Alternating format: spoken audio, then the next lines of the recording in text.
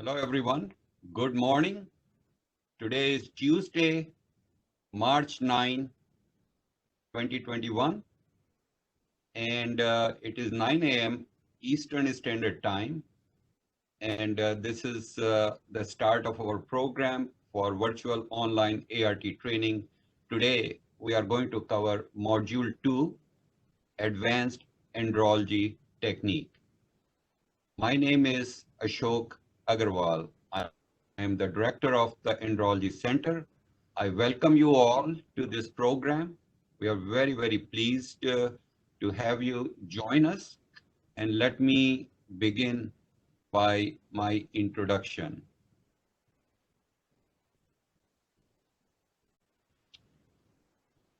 Okay, so I'm going to be your host for the next 2.5 hours. So let us begin.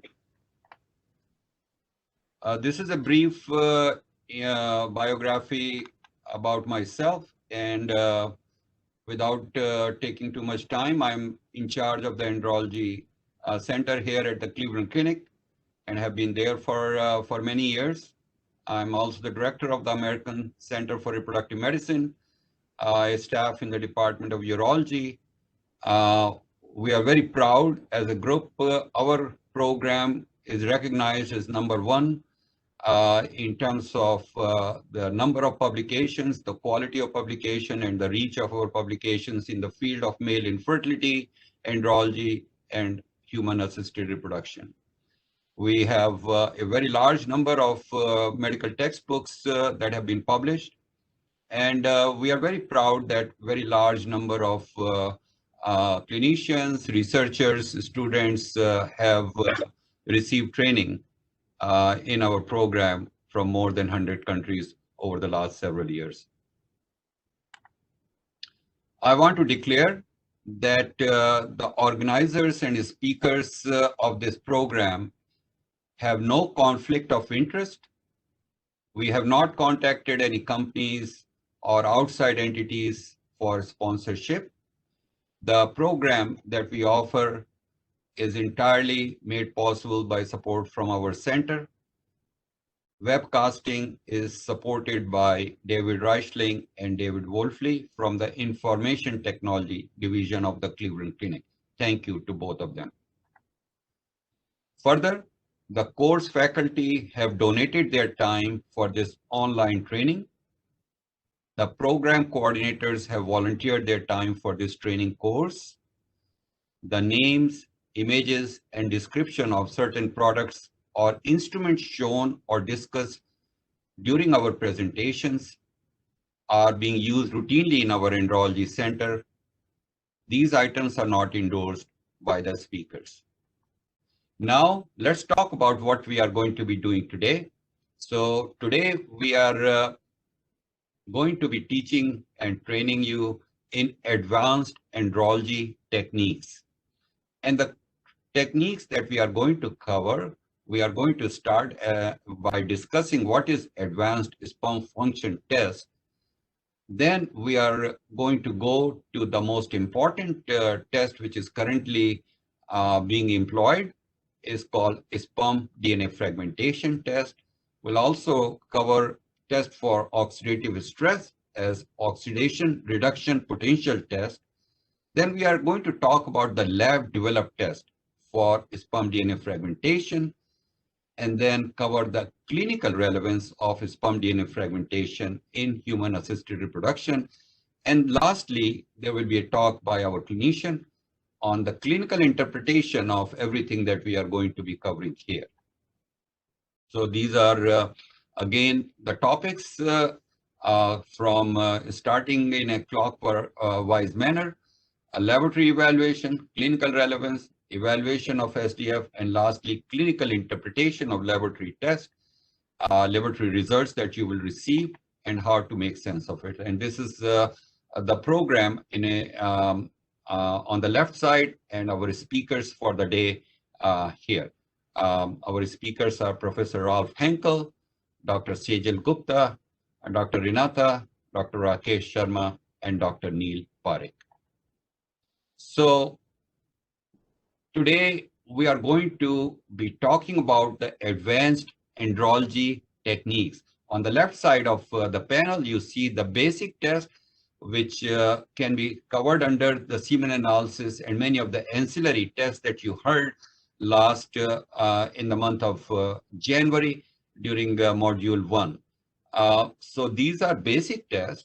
And then we are talking about the advanced andrology test. And there are a variety of tests. This panel has just a small number of tests, which we have illustrated here. And many of them, or some of them, will be highlighted in today's talk. So why we chose the test for oxidative stress?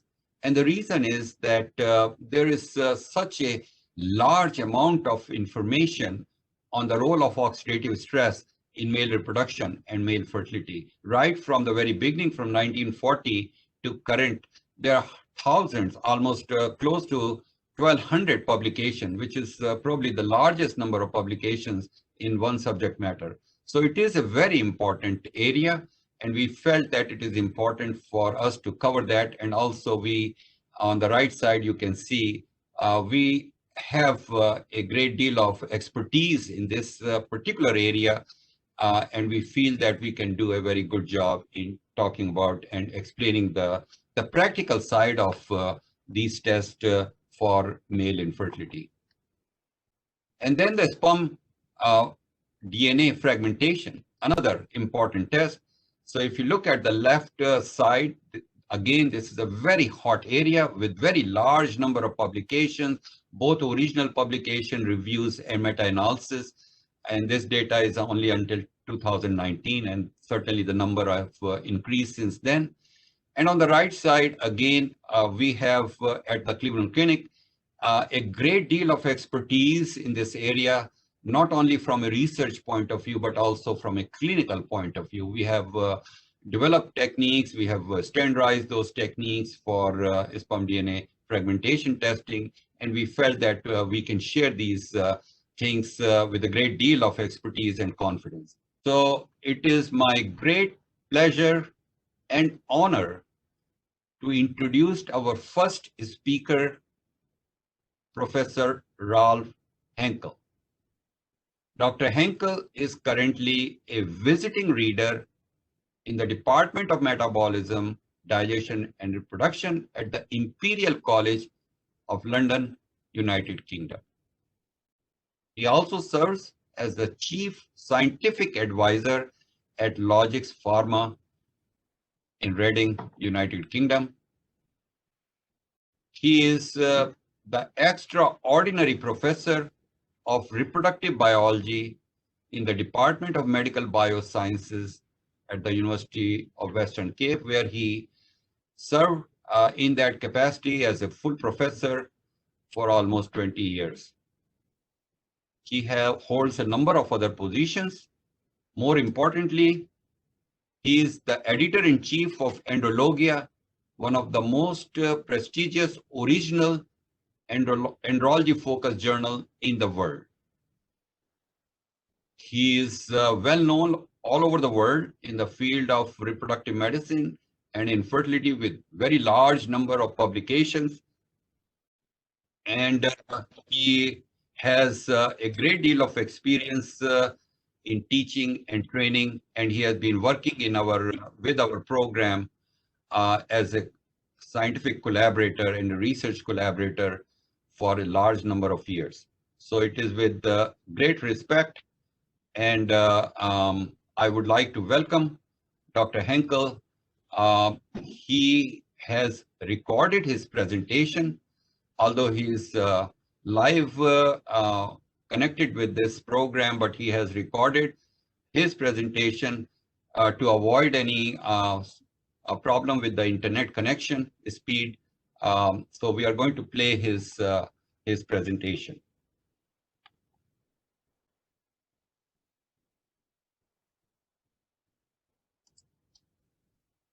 Good morning, good afternoon, good evening, everybody.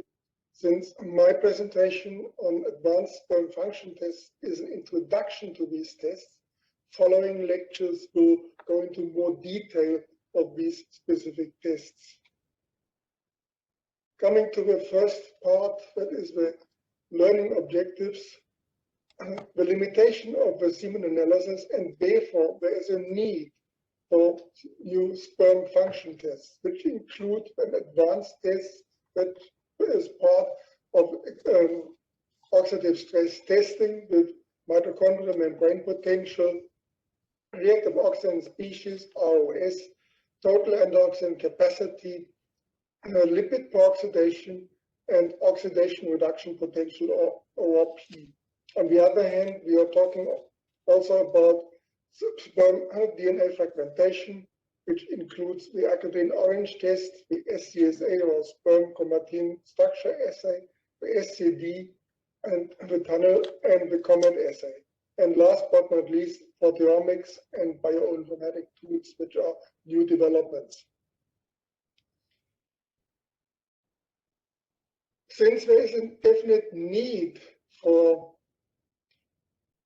new advanced tests, this is because the standard semen analysis provides only very limited information about the sperm fertilizing ability.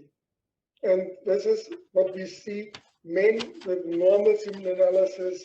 They may be fertile or infertile. So what we see here is shown in this figure here at the bottom. There's a huge overlap between patients with normal sperm count or normal parameters and those that are normal fertilizers. So we cannot clearly distinguish between patients with good fertilizing ability and those who will have a problem. Therefore, the normal semen analysis has limited predictive value for the pregnancy outcome. And therefore, actually, we need more tests that provide relevant information on sperm functionality. All of these tests here on the left-hand side, they are coupled with a standard semen analysis, which is concentration, morphology, motility, and so on. But these tests do not give information about the functionality of a sperm. So that means there is no information about sperm DNA fragmentation, reactive oxidant species, mitochondrial functionality, sperm zonal binding, chromatin condensation, acrosome reaction, or olemma binding.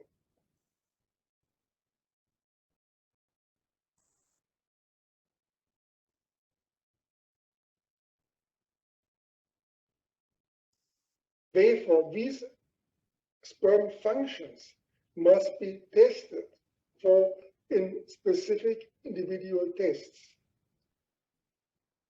And now, at this stage, we also need to distinguish between the area before ICSI and after ICSI. Because before ICSI, in the pre-ICSI area, all of these tests had to be done individually, like acrosome reaction, zonal binding, sperm vitality, eosine nitrogen staining, sperm olemma binding with hamster penetration assay, lipid peroxidation, or even the acrosome test to test for the sperm ability to penetrate the zona pellucida. After the introduction of ICSI, many of these tests fell away because we just bypass the zona pellucida. So there's new tests that were developed, like ROS or ORP, the oxidation reduction potential, or total antioxidant capacity and total antioxidants, sperm DNA fragmentation, hyaluronic binding, fluorescence in situ hybridization, and with a future perspective, the proteomics. But let's start with the mitochondrial membrane potential. Mitochondria are the powerhouses of any cell, as for sperm cells, so they produce all the energy, and therefore they need to be functional.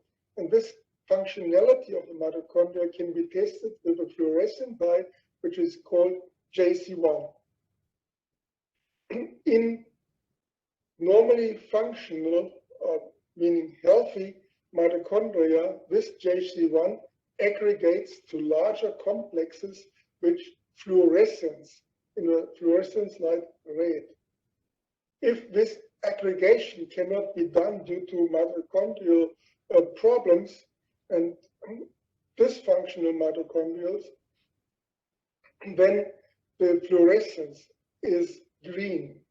So we can actually quite nicely distinguish with this JC1 between healthy cells with healthy mitochondria, which then appear with an intense red fluorescence, and unhealthy cells with unhealthy and damaged mitochondria and mitochondrial membrane potential, which then fluorescence green.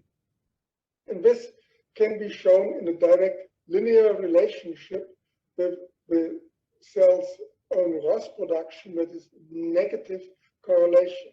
The higher the mitochondrial membrane potential, the lower the ROS production, the more healthy is the cell. So healthy sperm cells from patients we will rather find in this area, from donors we find in this area, patient sperm we will find in that area. But I mentioned reactive oxidant species. What are reactive oxidant species?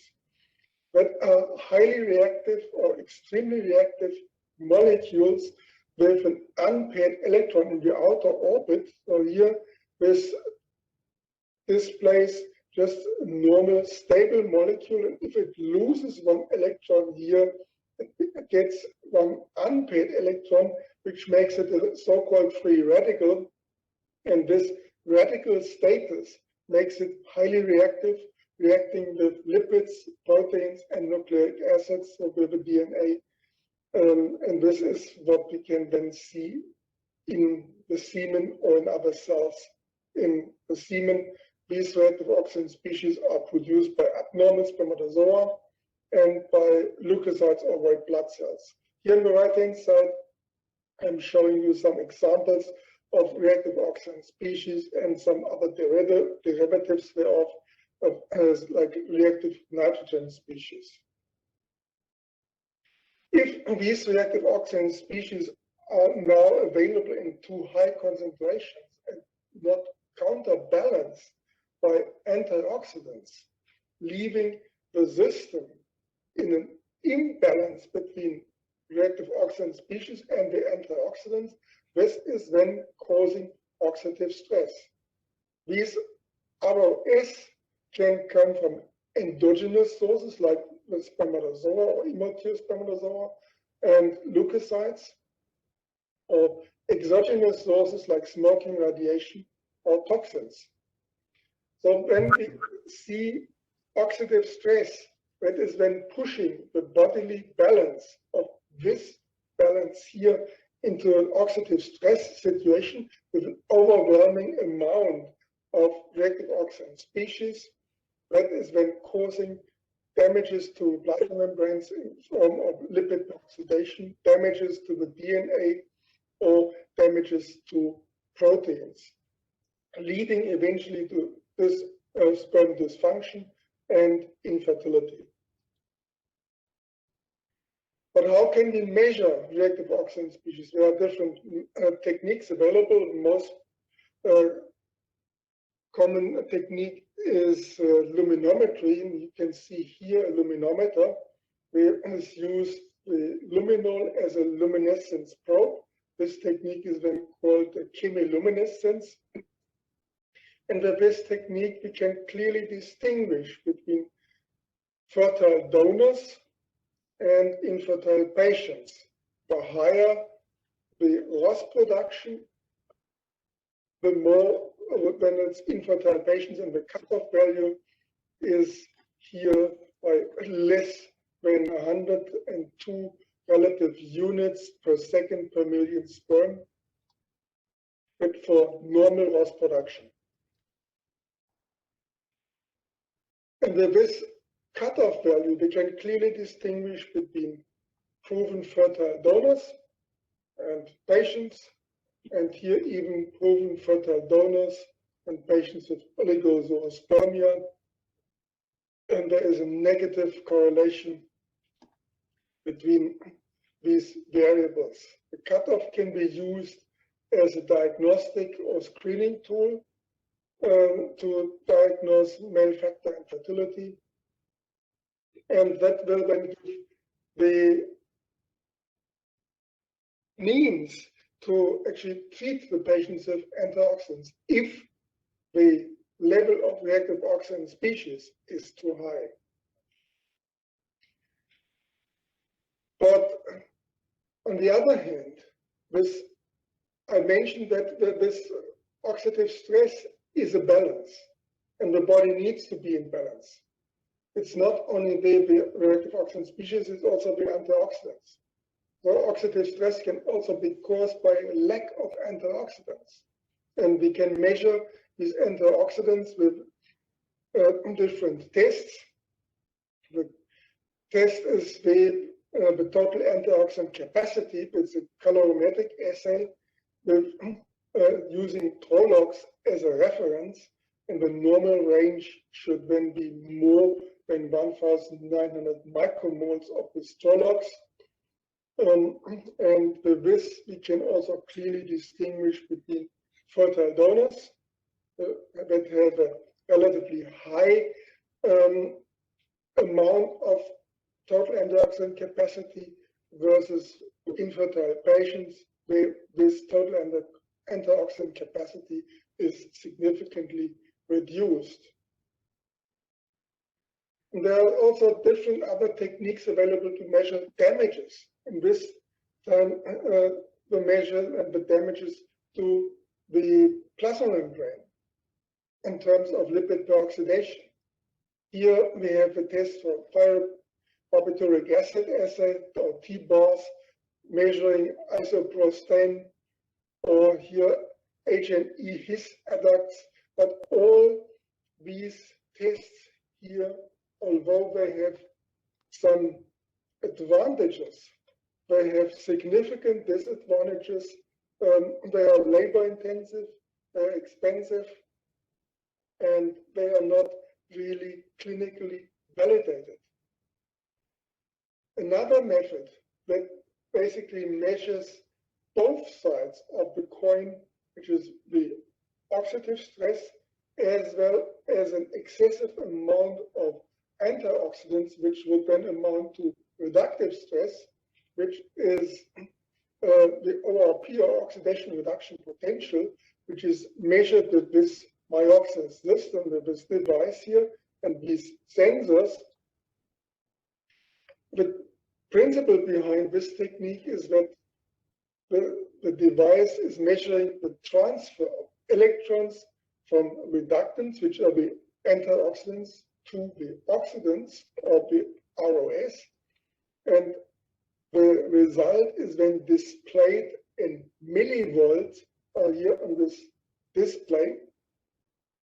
And then we just need to normalize this result with a sperm count in millions per milliliter, and the cutoff value that was calculated is less than 1.34 millivolt per million sperm per milliliter.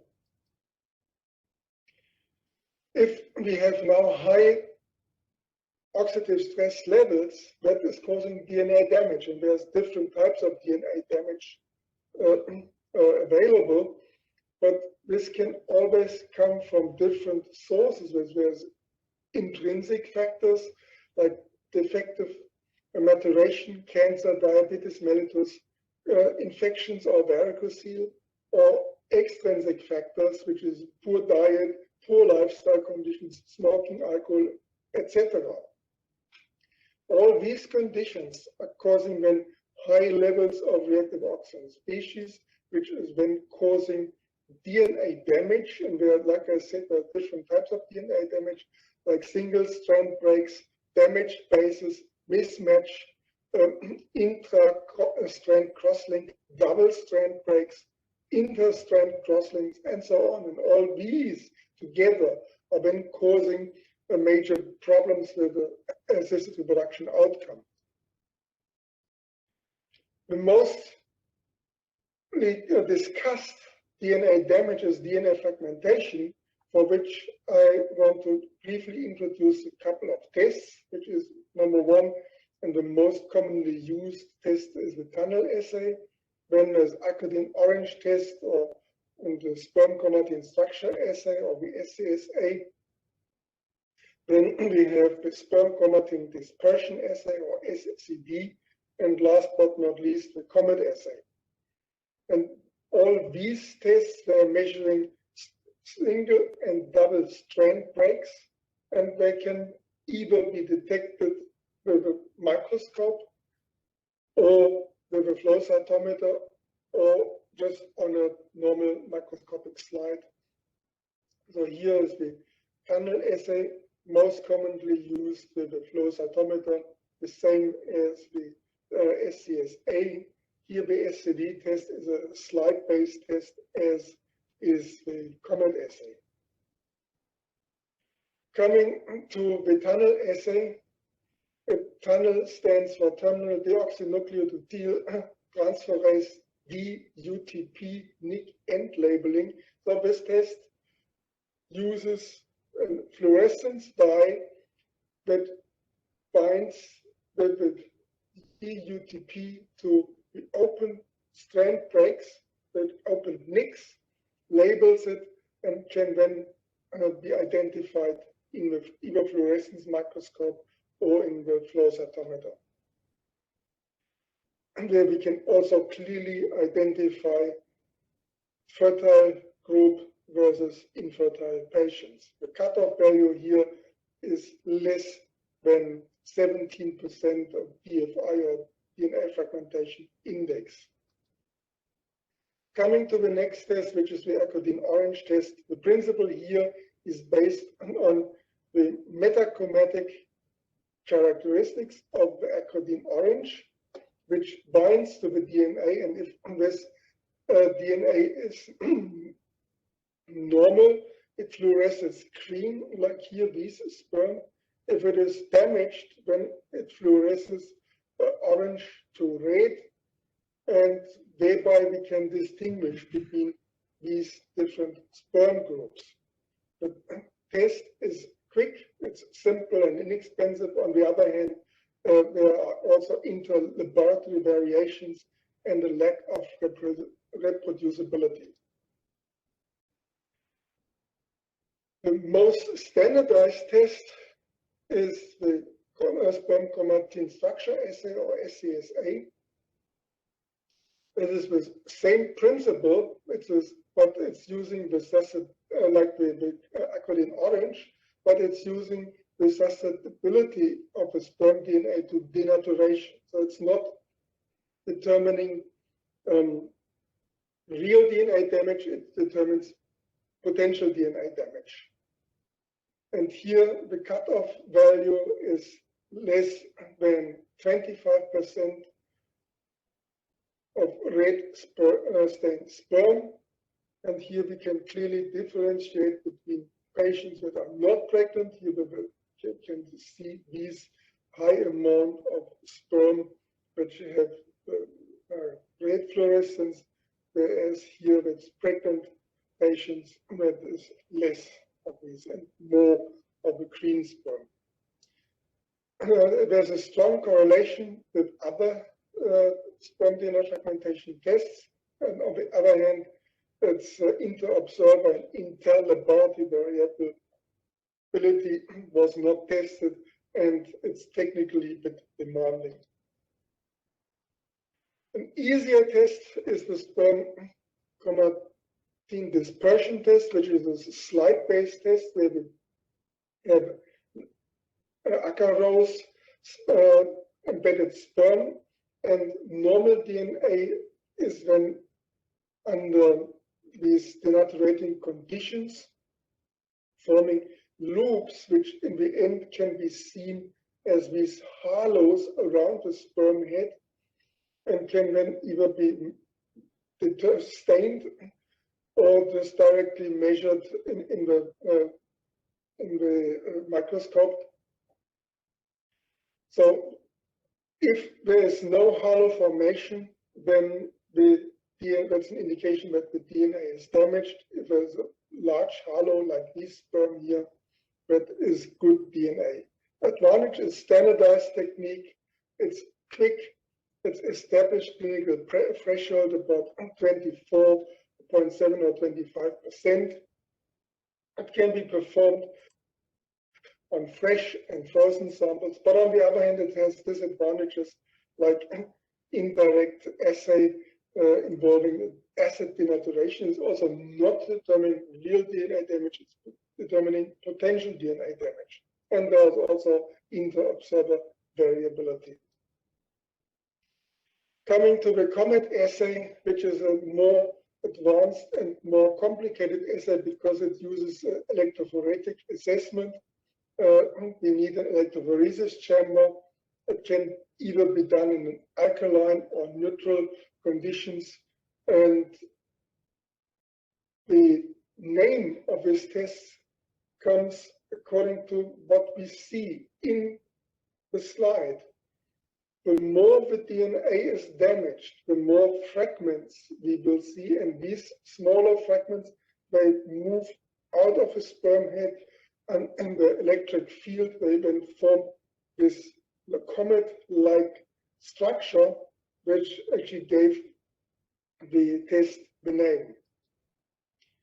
A more complicated test is when the combination of the SCD with fish, we can then not only see general DNA damage, we can also clearly identify with the fluorescence probe for the fish test where the damage is situated, if there's perhaps a chromosome damage or a specific gene damage that can then be identified here as these fluorescent signals.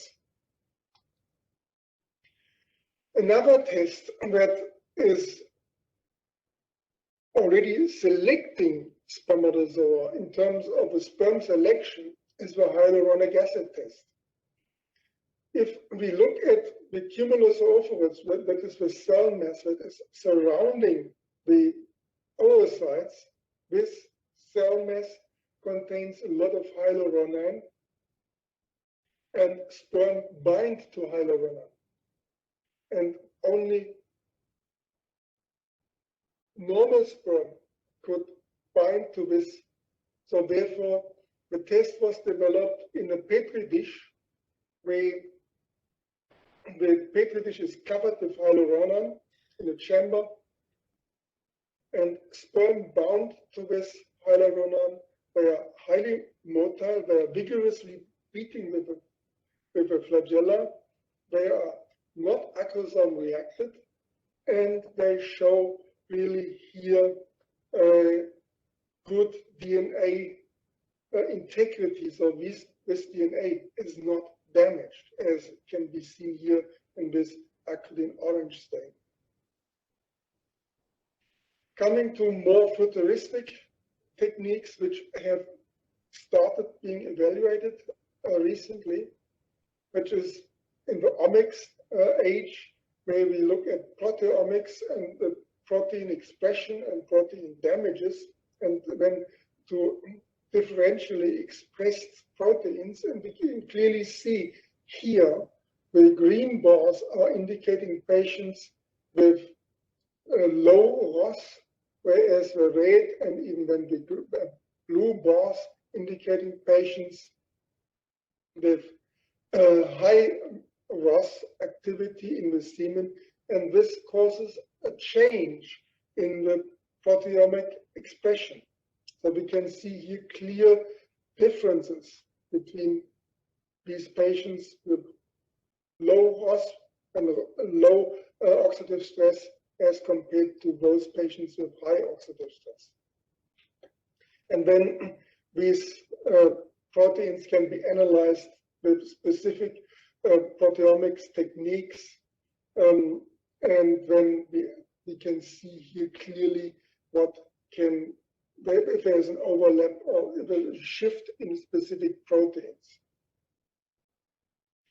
Last but not least, for all these techniques that are used, we need to look at the quality control, not only for all the instruments, for luminometer, for ELISA reader, for flow cytometer, Myoxis analyzer, or the electrophoresis. We also need to check for the quality of the reagents that we are using. And of course, the staff in the laboratory must also be competent and must be regularly assessed, and the competence must be shown and recorded. A look into the future, I mentioned it already, the proteomics look very promising, but there are also other omics techniques available which are currently under investigation, like transcriptomics, telomere length evaluation, genomics, epigenomics, DNA contamination, or possibly single nucleotide polymorphism genotyping.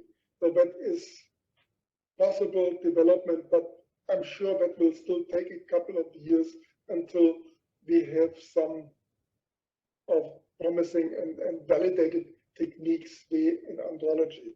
And with this, I come to the take-home message, which is a basic semen analysis is a poor predictor of fertility. Therefore, advanced tests have to provide additional information on sperm fertilizing ability.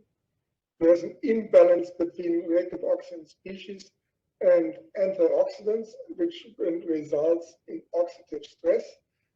And if there's oxidative stress, then this will lead to damaging of the plasma membranes, of lipids, of the proteins, and the DNA. These can then be tested with the SCSA, Comet, SCD, and TUNEL assays as markers of DNA fragmentation. Proteomic tools can be used but are still under development. And finally, the use of advanced function tests may then help identify oxidative stress related causes of infertility. And with this, I thank you very much for your attention. Lastly, you can connect with our center by sending a request, searching my name and Cleveland Clinic. And the benefit of connecting is that we are providing daily updates on our research activities. We provide free access to hundreds of research articles published by our center, by our scientists and researchers and our collaborators. You can also read the latest research which have been presented at important national and international meetings, reproductive meetings and urological meetings. Learn about virtual research opportunities that our center provides. Learn about our online ART training courses, and also the opportunities to collaborate with a team of ACRM researchers. So please consider joining on our LinkedIn.